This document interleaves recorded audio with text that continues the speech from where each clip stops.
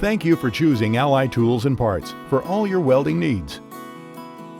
In this video, we will demonstrate our large and small tip cleaner set.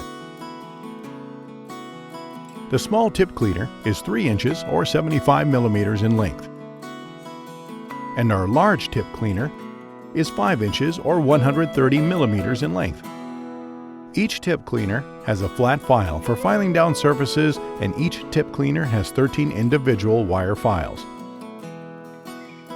The wire files for the large tip cleaner are 4 1/3 inches long, while the wire files for the small tip cleaner are 2 1/3 inches long.